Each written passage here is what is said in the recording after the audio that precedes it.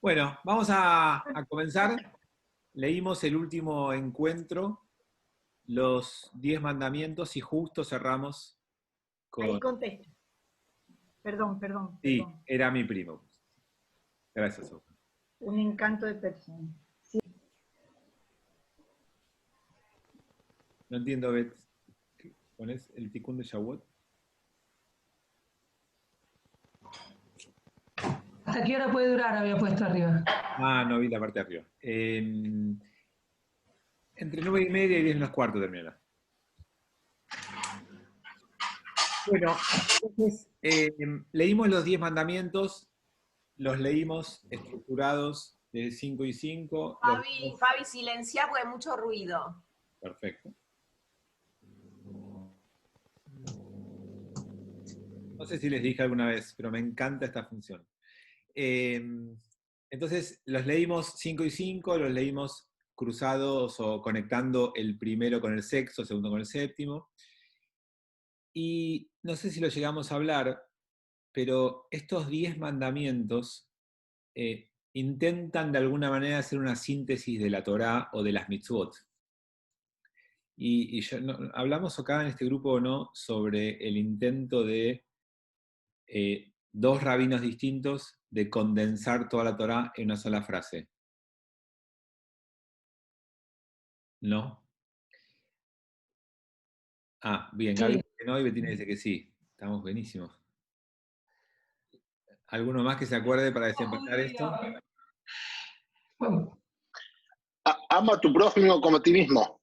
Sí, muy bien, Armando. ¿Pero eso fue acá en este grupo? No Y fue en el grupo no le hagas al otro. de la mañana. Parece que sí, muy bien. No le hagas al otro lo que no quieres que te hagan a ti. Tal cual. Esas dos ideas intentan sintetizar esto mismo que hicieron los 10 mandamientos. Pero ahora vamos a ver que viene una concepción distinta. Y es esta que en lugar de pensar en resumir, Claudio dice son del martes.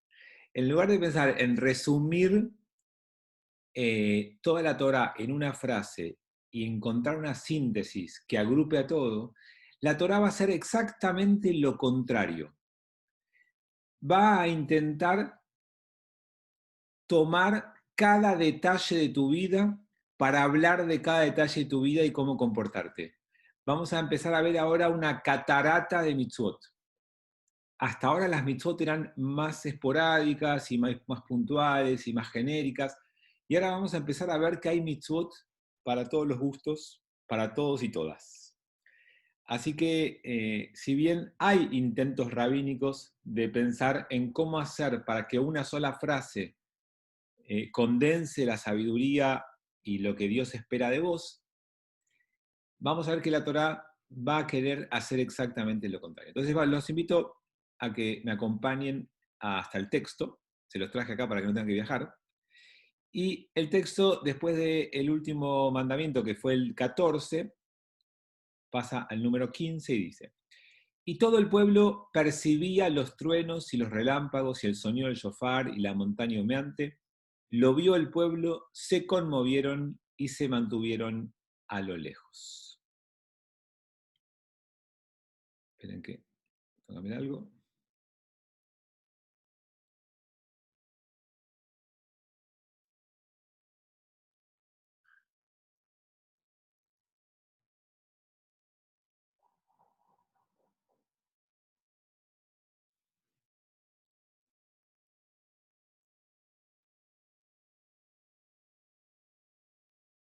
Esperen que tengo un problema con el castellano y el hebreo.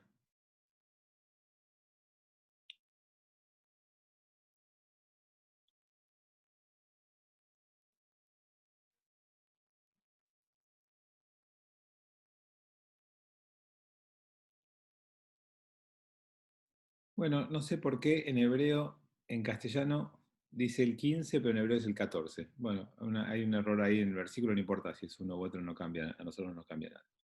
Bueno, entonces, el pueblo dice, se conmovió y se mantuvieron a lo lejos. Y acá hay una cuestión que requiere una posible explicación de cuál es el modelo judío. ¿Qué significa que el pueblo se mantuvo a lo lejos? Uno puede desarrollar una tradición religiosa en donde toda la gente tenga la capacidad de leer, de interpretar y de sumarse de cerca, o uno puede tener una tradición religiosa donde el monopolio del saber lo tiene un grupo reducido, llamado sacerdotes, curas, rabinos, pastores, imanes, o como ustedes quieran, y la gente, lejos de ese texto, solo mediatizado por un intermediario. ¿Está bien?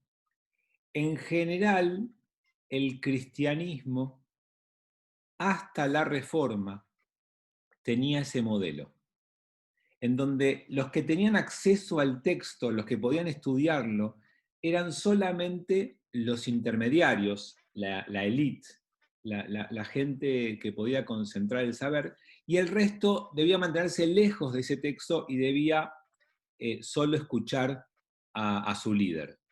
El judaísmo promovió el modelo contrario.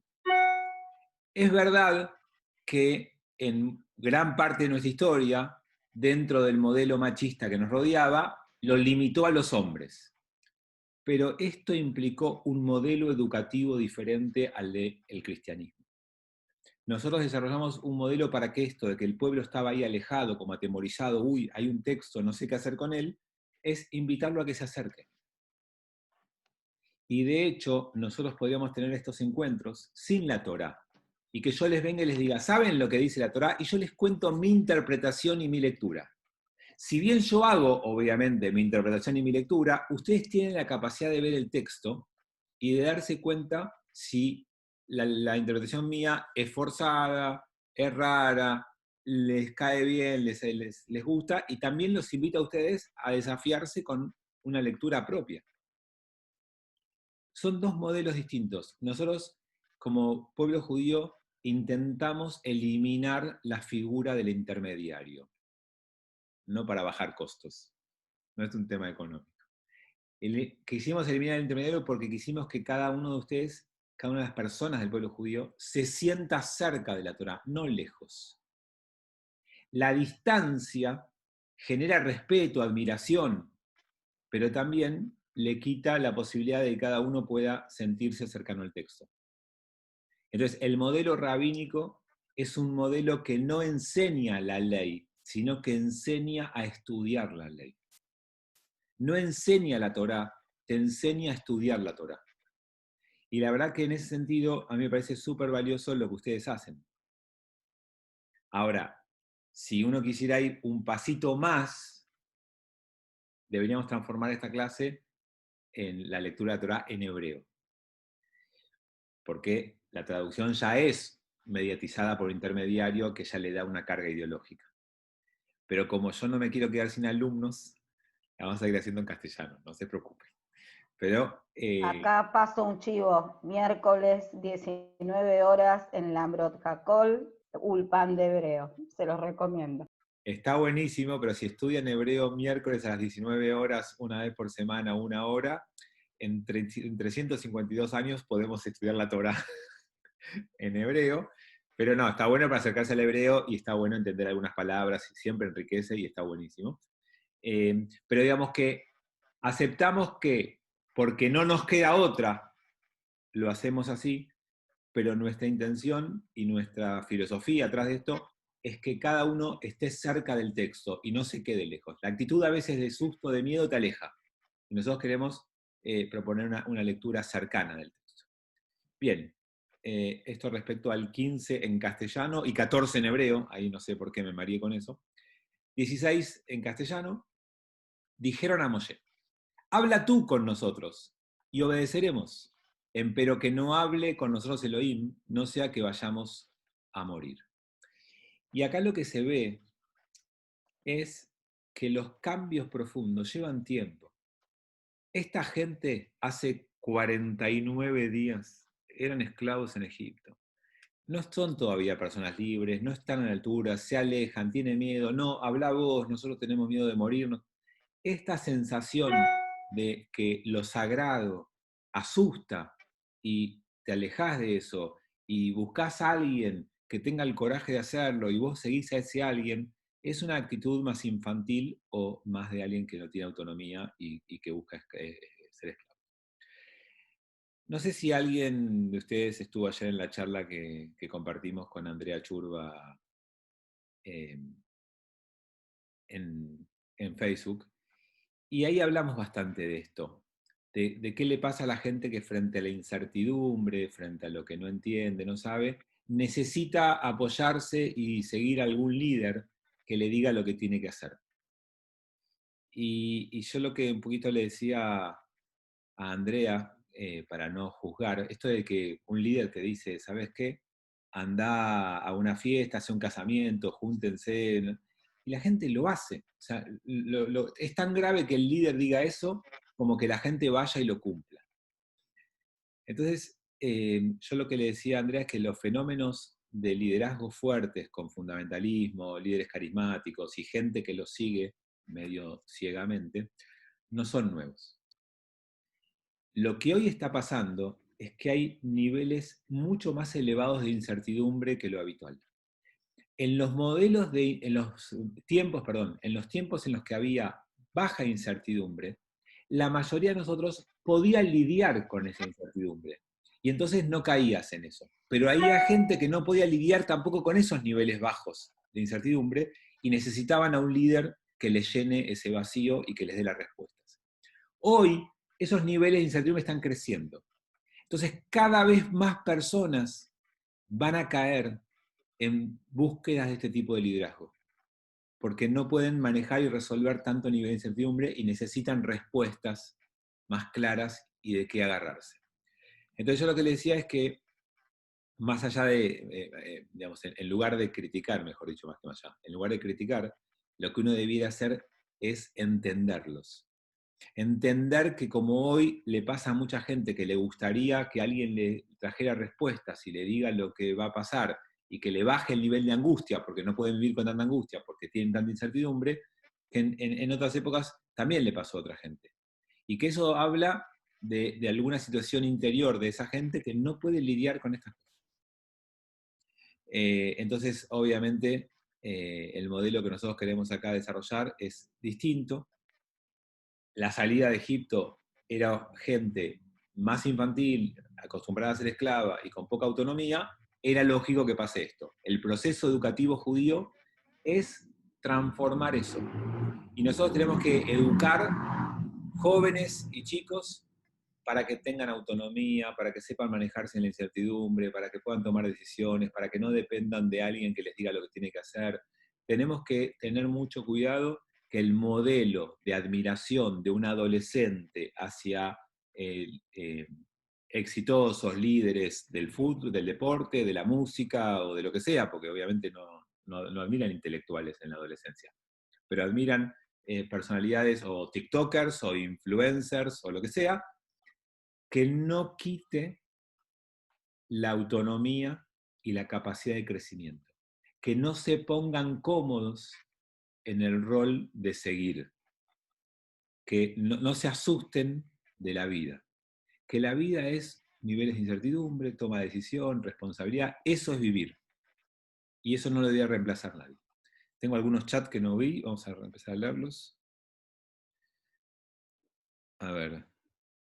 Fabi, muy fuerte estar estudiando esto hoy, justo 49 de noviembre, exactamente. Hoy, mañana es Shavuot, esta noche.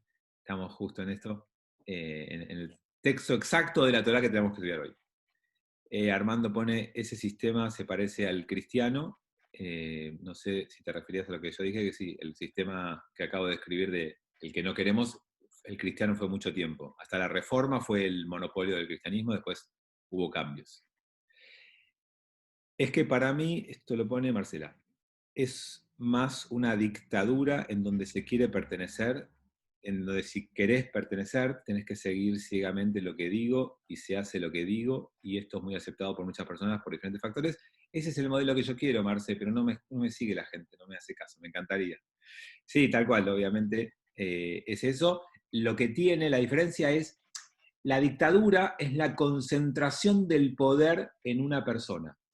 la dictadura clásica, esa persona tiene el poder porque tiene el monopolio de la fuerza. La fuerza le da ese poder.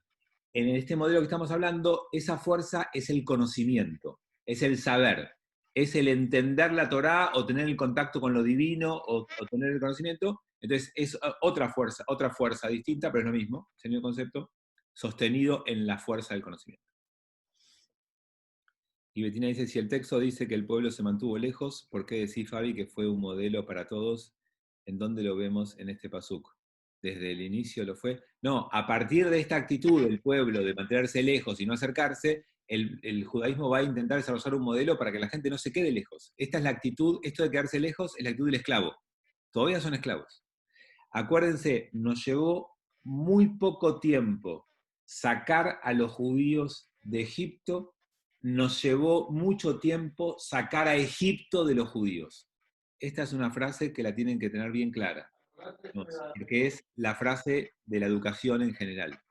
Lleva poco tiempo sacar a un pueblo de la esclavitud, sacar a los judíos de Egipto, lleva mucho tiempo sacar a Egipto de los judíos, sacar los modelos mentales y la educación y lo que recibieron, eso lleva mucho más tiempo.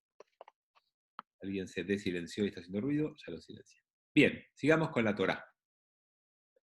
Ustedes quédense lejos que yo se las cuento. Bien.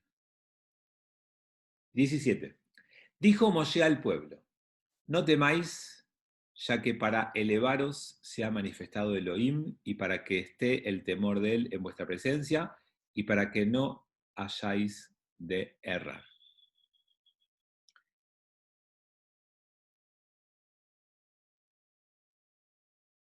Bien. Entonces, acá tenemos no temáis y porque para elevaros.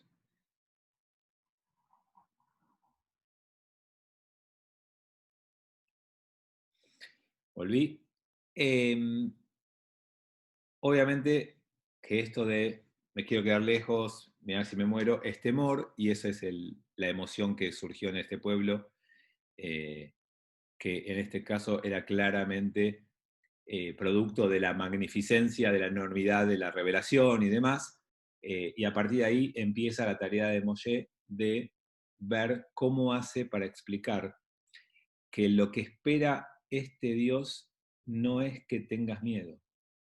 El poder en Egipto se sostenía desde el temor de la gente, pero el temor ese que te paraliza, que te hace someterte, que te impide ser vos mismo, ese temor que es un peso en tu cuerpo. No sé si alguna vez lo sentiste, pero tener miedo que no te permite ni reaccionar, que no sabes ni cómo pararte porque te aplasta.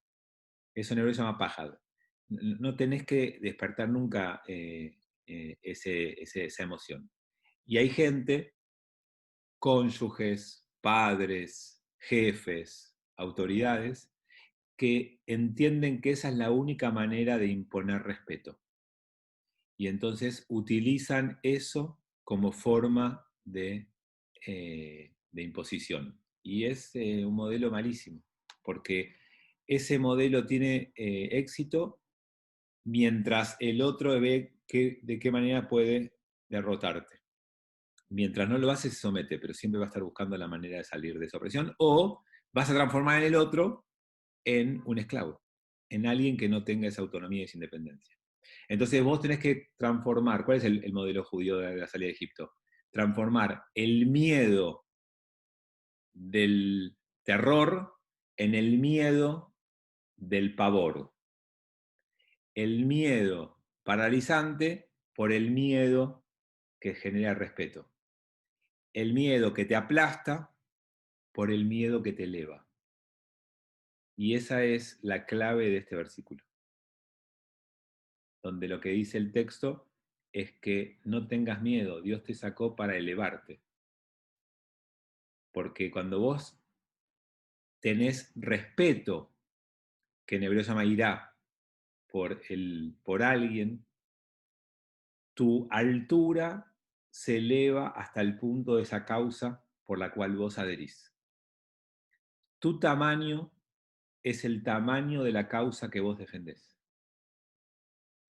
Entonces la Torá intenta no aplastarte para que no te animes a rebelarte porque quiere que cumplas las mitzvot y nunca pienses en no cumplirlas, entonces te quiere humillar y te quiere amenazar y te quiere hacer tener miedo, sino que quiere que te eleves respetando una causa que está más arriba y más allá de tu propia existencia. ¿Se entienden los dos modelos distintos? Lo que no significa es que no haya judíos que cumplan las mitzvot de esa manera. Hay judíos que se atemorizan y que tienen miedo y que cumplen porque mirá si me pasa algo. Pero no es el modelo que yo interpreto de la Torá. Volvemos a tener texto aquí escrito. Marcela, ¿cómo se decía en hebreo el otro miedo? El miedo paralizante, el que te aplasta, es pajad.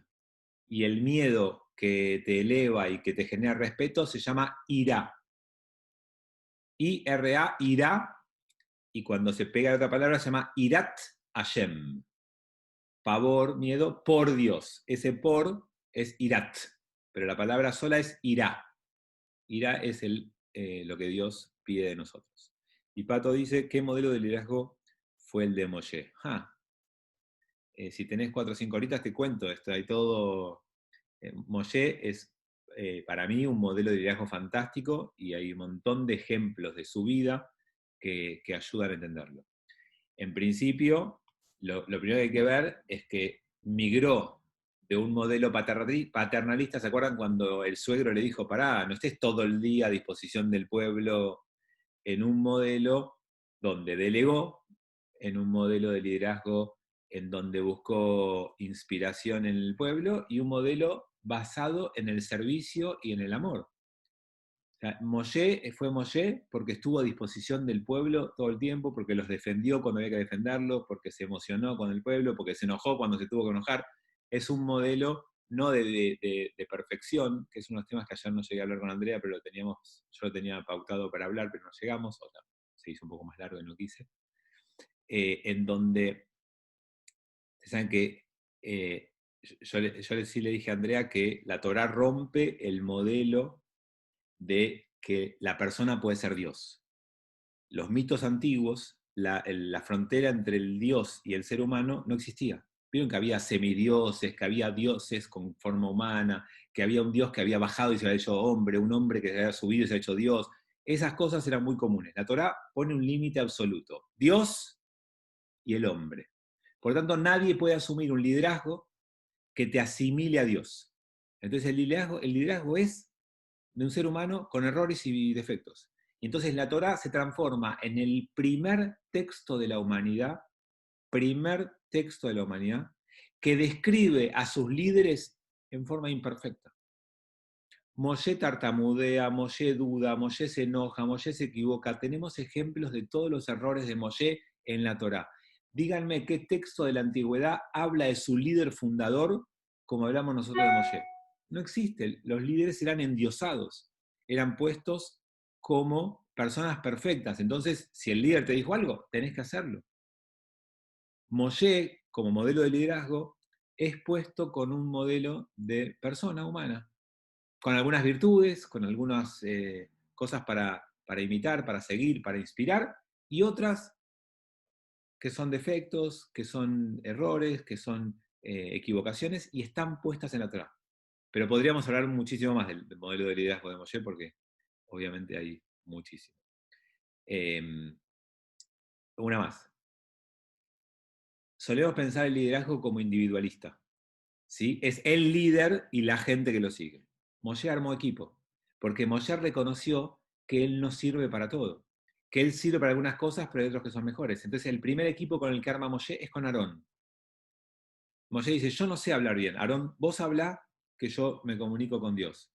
Es un primer equipo. Después suma Miriam al equipo. Miriam es la que festeja, es la que baila, es la que canta con el pueblo cuando hay alegría. Moshe no era bueno para eso.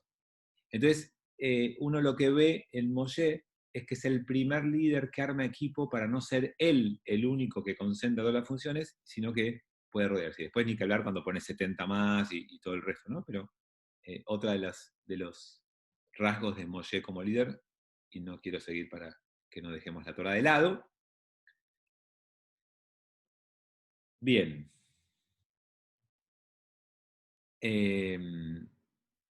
18. Se mantuvo el pueblo a lo lejos, empero Moshe se acercó hacia la densa nube donde estaba allí Elohim. Dijo Adonai a Moshe: así habrás de decir a los hijos de Israel: vosotros habéis visto que desde los cielos yo he hablado con vosotros. El pueblo no está preparado, no se quiere acercar, no se puede transformar esto de un momento al otro. Ese va a ser el objetivo, acercar al pueblo a la Torá. Mientras tanto, es Moshe el que asume ese lugar, se acerca a la revelación, a la manifestación de Dios, a esta nube que figuraba ahí, y lo que el texto, que lo volvemos a poner, nos dice acá, es que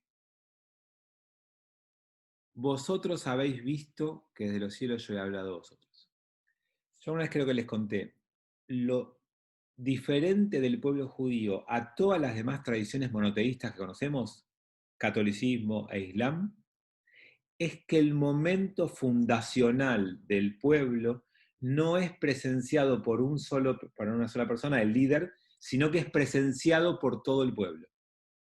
El cristianismo nace sosteniendo que alguien vio en una visión que Jesús resucitó y volvió. No lo ve todo el pueblo. El Islam nace porque una persona contó que ascendió al cielo y le revelaron el Corán y volvió. No importa la historia, no estoy diciendo que una cosa sea verdad o otra sea mentira. Fíjense la diferencia entre que una religión se funda en la cabeza de la experiencia de una persona o en cabeza de una experiencia de todo el pueblo. Por eso es más democrático y por eso la Torá es para todos. Porque todos estuvimos en el Sinaí. Esto no es para los elegidos, no es para los únicos, no es para los mejores, es para todos. El cristianismo y el islam tienen un origen mucho más vertical y el liderazgo se consolida en una persona que es la única que pudo presenciar ese momento. El judaísmo, si bien lo tiene a Moshe ahí al frente, el resto no se acercó porque no quiso, porque tuvo miedo, porque no se animó. Pero la invitación era para todos. Y todos vieron parte de la revelación. De base y de construcción de la Torá, somos un pueblo más democrático y más igualitario.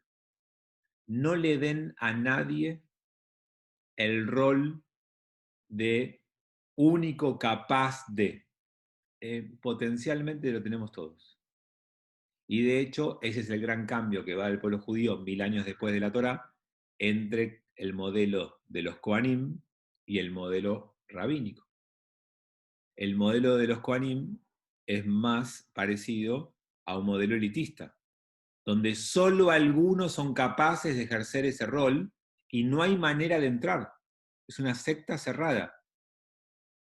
El modelo rabínico, lo digo con experiencia propia, cualquiera puede ser rabino.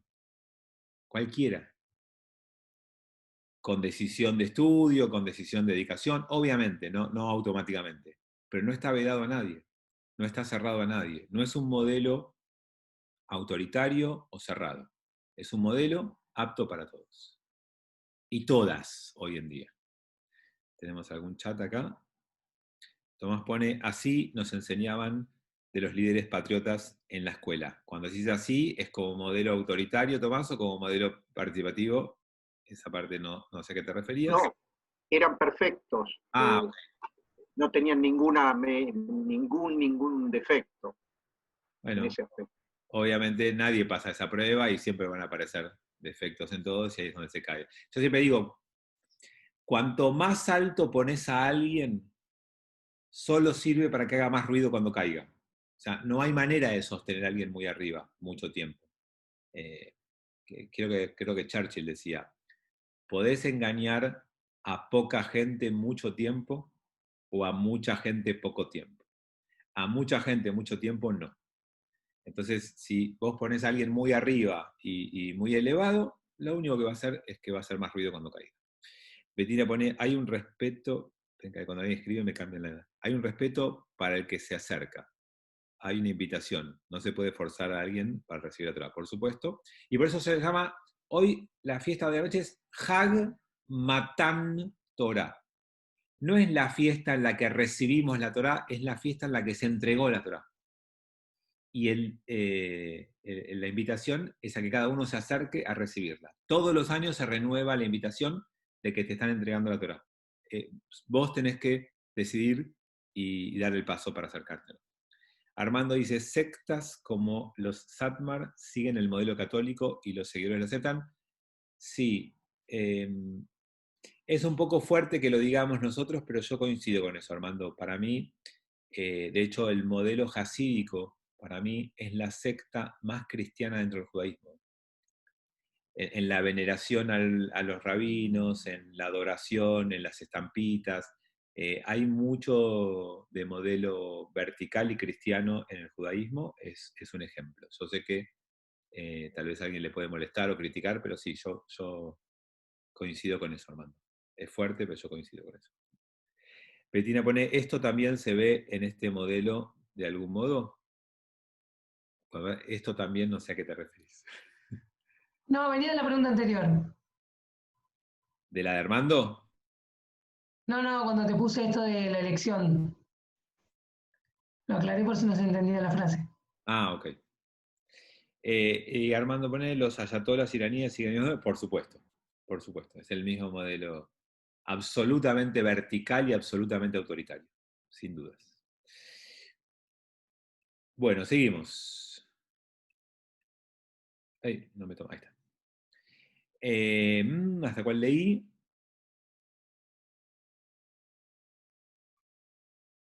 $20. No hagáis junto a mí dioses de plata, ni dioses de oro os hagáis. Un altar de tierra harás para mí, y sacrificarás sobre él tus holocaustos, y tus shlamim, tus ovejas y tus vacunos. En todo lugar donde yo haga mencionar mi nombre, yo habré de venir hacia ti y te bendeciré. Bien. La lucha contra el politeísmo es la lucha que atraviesa toda la Torah. Hay una obsesión, lo vamos a leer 1000 veces, no hagas dioses de plata, no hagas dioses de oro, no hagas dioses de madera, no tengas ídolos, no te construyas estatuas, no tengas... Toda esa lucha es permanente en la Torah. ¿Por qué es una lucha permanente? Porque aunque lo querramos negar, a todos nos sucede eso. Todos tenemos algún momento o momentos de nuestra vida en donde nos aferramos a ciertos ídolos, a ciertas falsas ilusiones o falsos salvadores. ¿En dónde lo podemos ver? Primero, obviamente que la alusión claramente acá al oro y la plata. En cambio, altar de tierra, lo que está hablando es no te va a salvar la acumulación económica. No busques allí la salvación, ni la identidad. Hay gente que es en función de lo que tiene. Hay gente que se siente realizado si logra metas económicas. Y lo que dice el texto es que ahí no está la esencia del ser. Sin criticar la búsqueda del éxito económico, porque no la combate en ningún lugar, lo que sí combate es la idea de que el éxito económico está la garantía de ser. Y nunca va a valer eso. Nunca es el oro y la plata lo que te va a dar a vos la sensación de bienestar. Vos podés lograr lo mismo en un altar de tierra, dice el texto. Y obviamente ustedes saben que el altar de tierra no tiene costo, tiene solo trabajo manual tuyo. Por lo tanto, no está en la búsqueda de la ganancia la esencia del ser humano. Está en la búsqueda de la ofrenda, en la búsqueda de dar algo tuyo. Por eso, digamos, el altar de tierra es la posibilidad de que vos ofrezcas algo tuyo. Y cuando digo ofrecer algo tuyo, no es solamente a Dios. A Dios se llega ofreciéndole algo a tu prójimo también. El desafío es dar algo tuyo a alguien y sentir la presencia de Dios en ese ámbito. Eso es un corbán, un sacrificio desde lo figurativo. Es que vos te acerques a otro y compartas algo tuyo, y en ese encuentro y en eso que estás ofreciendo tuyo, sientas la presencia de Dios. Y entonces el corbán no es el sacrificio de un animal literal, sino que es la ofrenda de algo tuyo para que otro pueda tener.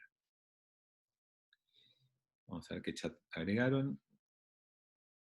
Margarita puso, va en contra de no adorarlas, ídolos, las estampitas. Sí, gran parte del pueblo judío prohíbe estas estampitas de rabinos. El movimiento hasídico y después Chabad y otros más lo defienden con su argumento. El argumento está bien, no está mal, pero el límite de la diferencia es grave. Se los recuerdo, alguna vez lo hablamos. Así como hay gente que tiene la foto de su hijo, de su hija, de su marido, de su esposa, de su papá, de su mamá en su escritorio, y eso lo inspira a ser mejor persona porque tiene la cercanía, esa imagen, demás, ellos tienen la foto del Rebe para inspirarse a ser mejor persona. Está bien, es una lectura. Ahora, de ahí a caer en la adoración de esa imagen, ya es un tema de cada uno y es un peligro.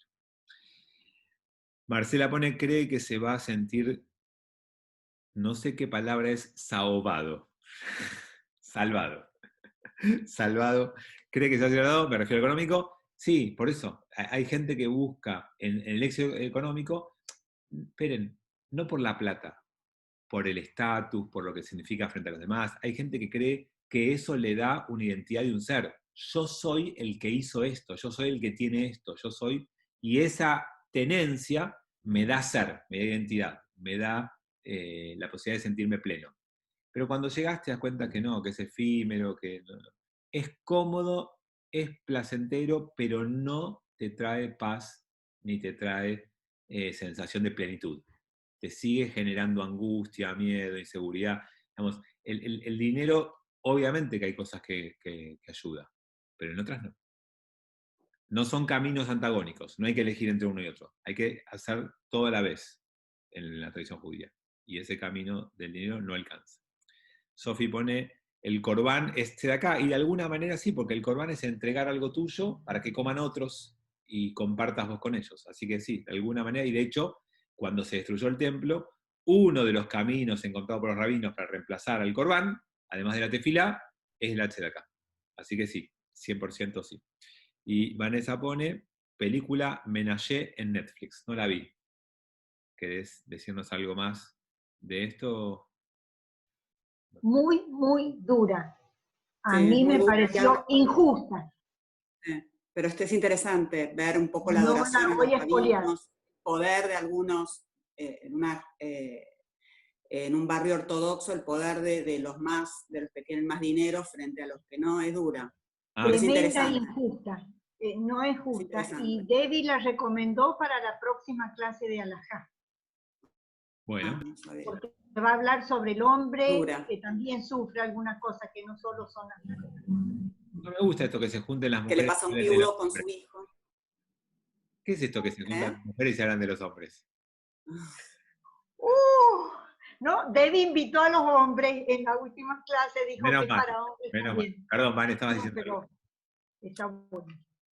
No, que es interesante ver eso, justamente el vínculo con el dinero, la situación de un viudo con su hijo y qué le pasa con también la relación con el rabino, esa cosa de la adoración, de ir a buscar los cuadros de los rabinos. Es interesante, es lo que vos estabas contando. Ok, buenísimo, gracias. Volvemos a nuestra Torá, y entonces le dijo que no hagan dioses de plata ni dioses de oro, sino que un altar de tierra alcanza, y ahí podés sacrificar tus holocaustos, ahí podés ofrendar lo tuyo, traer ovejas, vacunos. En todo lugar donde yo haga mencionar mi nombre, yo habré de venir hacia ti y te bendeciré. Ahora les voy a decir algo un poquito crítico en lectura de la Torá.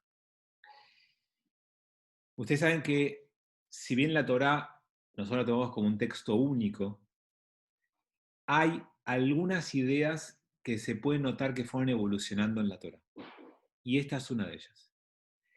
En la entrega de la Torá, Dios dice, cualquier lugar en donde ustedes construyan esto, yo voy a ir ahí a bendecirlos. No hay un único lugar. El lugar es donde estés vos ofrendando algo.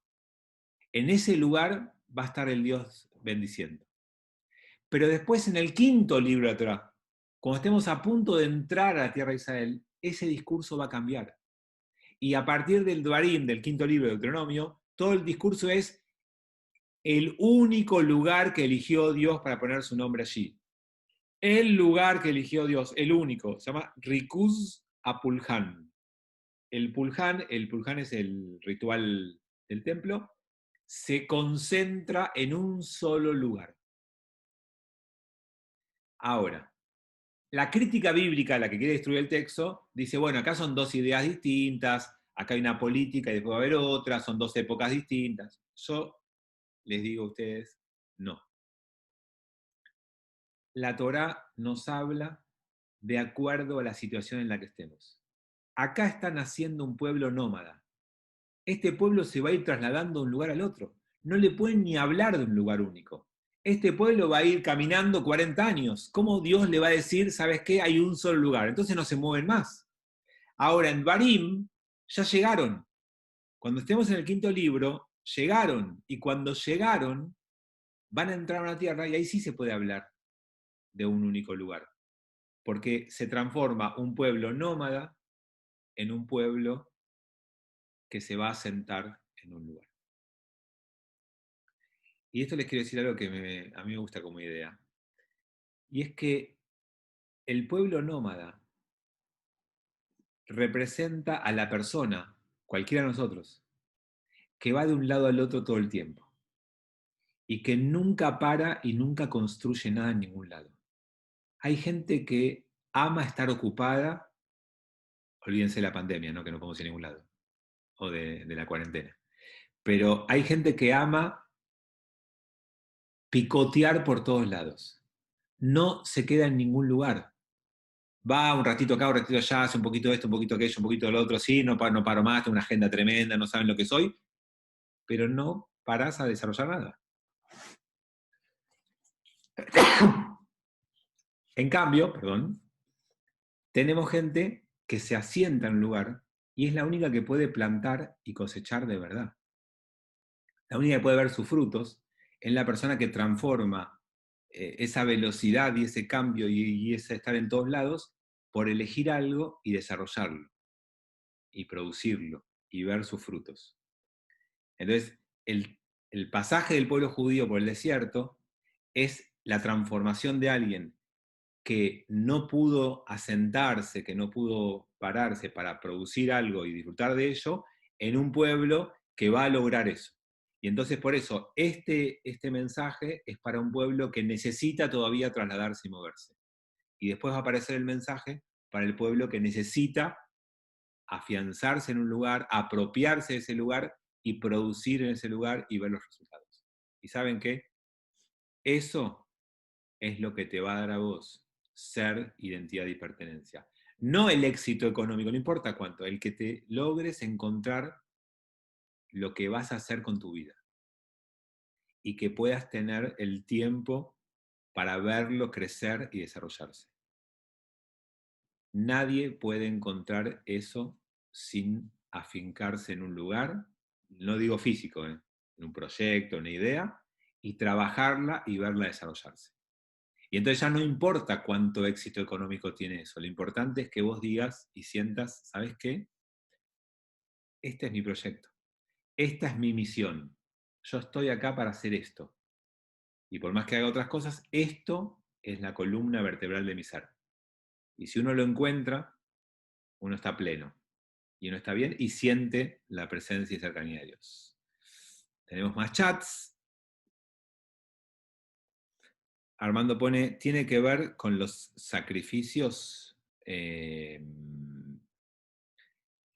que ver con la ofrenda, con lo que estás dispuesto a dar. Y a veces tendrá que ver con plata, otra vez tendrá que ver con tiempo, otra vez tendrá que ver con compañía, otra vez tiene que ver con acompañar a una persona porque está de duelo, otra será de visitar a una persona porque está enferma, otra vez será ayudar al que no tiene para comer. Sí, toda la ofrenda que vos puedas dar para otro, a eso se refiere. Y Tomás pone, no podría interpretarse nómada diáspora. Sí, la diferencia entre nómada y diáspora es que ser nómada es voluntario y estar en la diáspora en gran parte de nuestra historia fue obligatorio, no fue una elección. Esa es la diferencia en hebreo entre Tfutzot y Galut. Dos palabras en hebreo que no se las conocen, pero hay un museo en Tel Aviv que se llama Beit Atfutzot. La palabra Tfutzá es diáspora y la palabra Galut es exilio. Y la diferencia entre diáspora y exilio es que la diáspora es, en términos etimológicos, optativa y Galut es obligatoria. Entonces el pueblo judío durante 2000 años estuvo en el exilio, no en la diáspora. 2000 años no le permitieron volver a tierra de Israel, no tuvo manera y estuvo en un exilio obligado. Y ese exilio fue cambiando porque lo iban echando de lugares. A partir de 1948 podemos hablar, sí, de una diáspora y de ser nómada por elección. Porque cualquiera podría volver a la tierra de Israel, están las puertas abiertas, es más, hay ayuda económica de todo tipo para que se pueda realizar.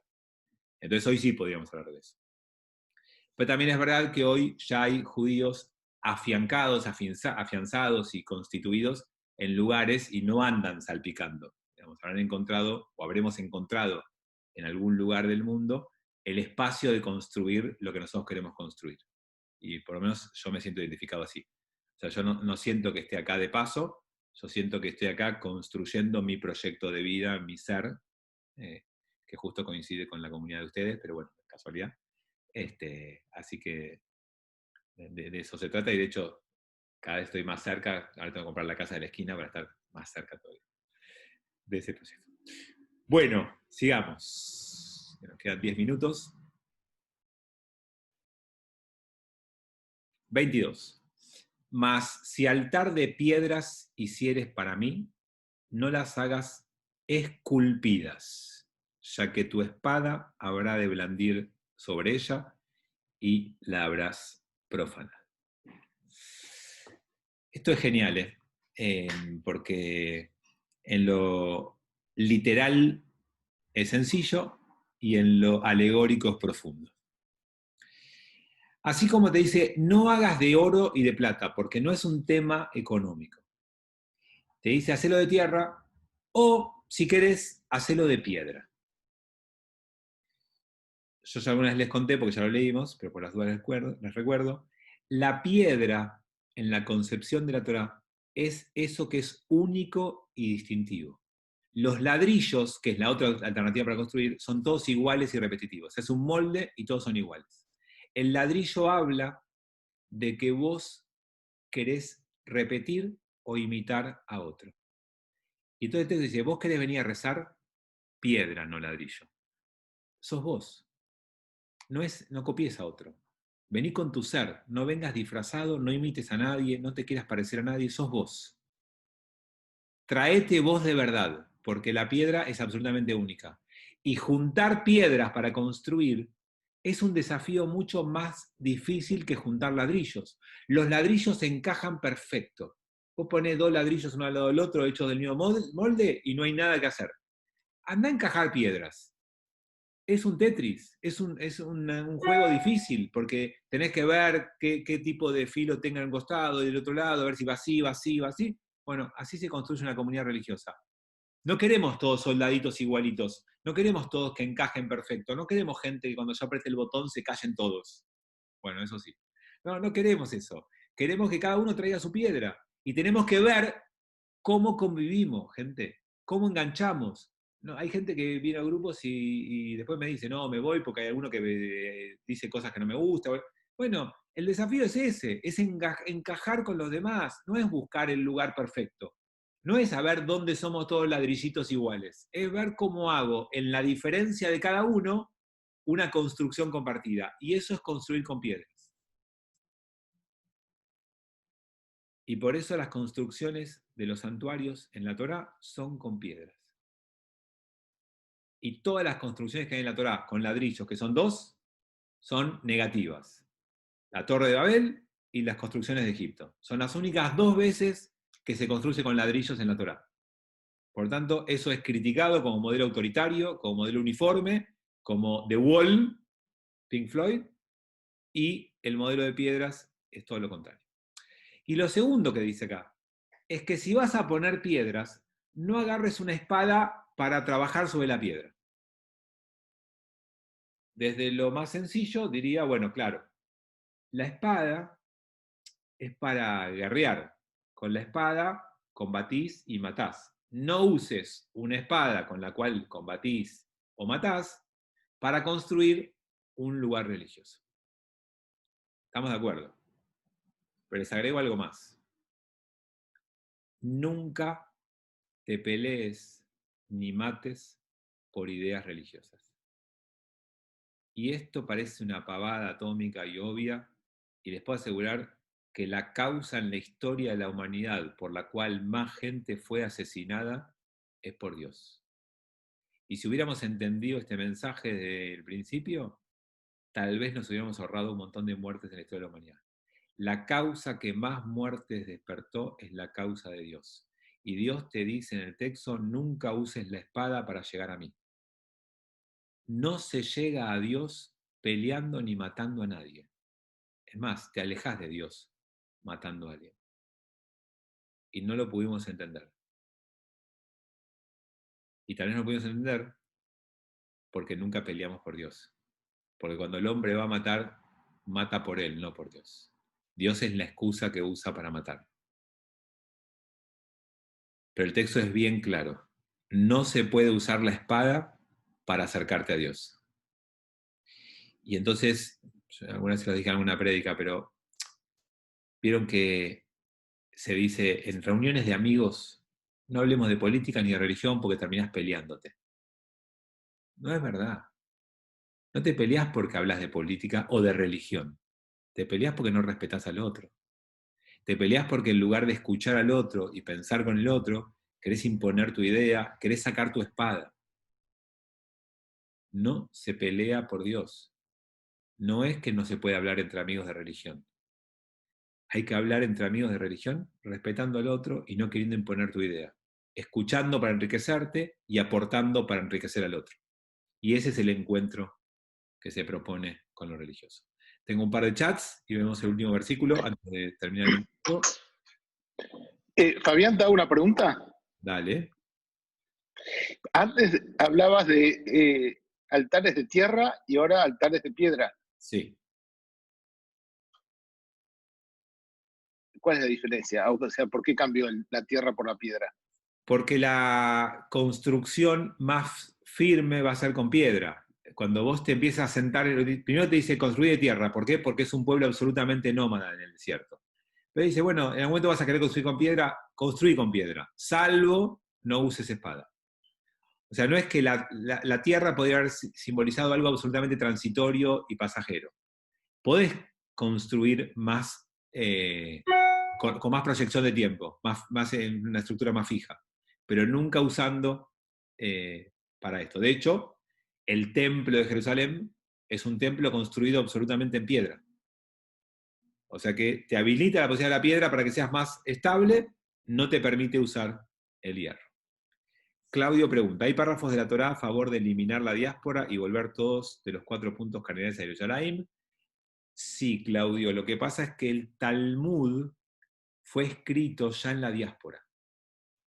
Entonces, si bien la Torá está confeccionada ideológicamente para concentrar todo después en la tierra de Israel, el Talmud, que ya es escrito en la diáspora, está interpretando esa Torá con la posibilidad de ser judío pleno en la diáspora. Y como nosotros estudiamos el judaísmo y tenemos los anteojos de la visión del Talmud, es que eso está bien claro. Nosotros podemos ser judíos plenos en cualquier lugar del mundo porque el Talmud nos habilitó a eso. Marcela dice, esto de las piedras coincide con el principio, con el tipo de líderes. Sí, tal cual, exactamente. Son liderazgos que no pretenden ladrillos, que tienen que aprender a trabajar con piedras. Ustedes son la piedra del zapato que tengo yo. No. Y Armando, el templo de Jerusalén fue construido con piedras exactas no hay piedras exactas. Y vayan y véanlo. Miren el cótel, son todas piedras distintas. Y el cótel, si bien es la muralla externa que rodeaba, no hay piedras exactas, no existe en la naturaleza. Cada piedra es única. Bien, el Talmud fue escrito en el Galut. En realidad, no, perdón. No. A ver, depende de qué momento nos referimos, ¿no? Pero la escritura del Talmud tiene rabinos que van y vienen, que viajan de un lugar al otro. Había vida judía en la tierra de Israel.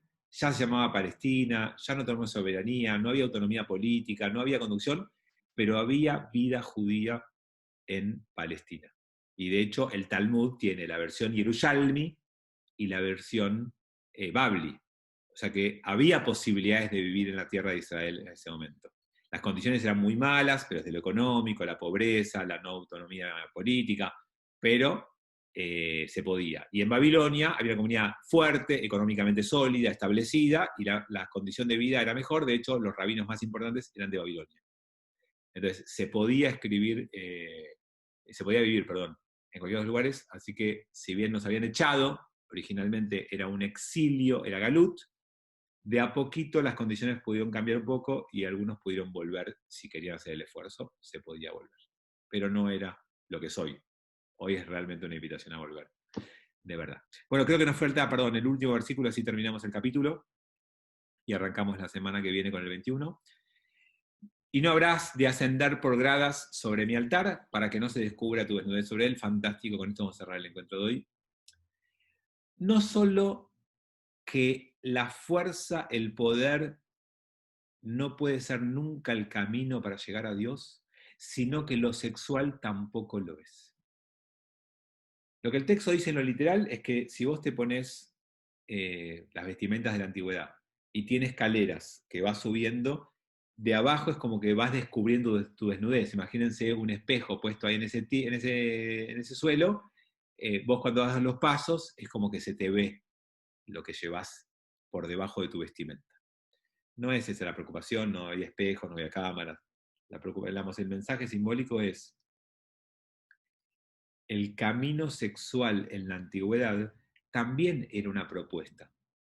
Si escucharon una vez hablar de los ritos dionisíacos, eran orgías que practicaba la gente, incluso había prácticas donde había relaciones sexuales entre hombre y mujer, y el hombre eyaculaba en la tierra para transmitirle a la tierra el vigor de esa masculinidad, para que la tierra florezca y tenga más fuerza y sea una especie de abono místico para el crecimiento del trigo, de la soja, Nada, la imaginación humana no tiene límites. Y cuando hay que convencer a uno para tener relaciones sexuales, se puede usar todos los argumentos que quieran.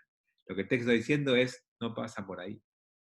No tiene que ver con el placer sexual, no tiene que ver... Vieron que incluso de ahí viene la expresión verle la cara a Dios. Lo sexual y lo religioso tiene mucho en común. Y de hecho en la Kabbalah judía habla mucho de que un orgasmo es algo parecido a una experiencia, una manifestación de Dios. O sea, hay muchos puntos en común en estas cosas. Pero lo que está diciendo el texto es: no uses a lo sexual para acercarte a Dios. Ni la fuerza, ni el poder, ni la sexualidad.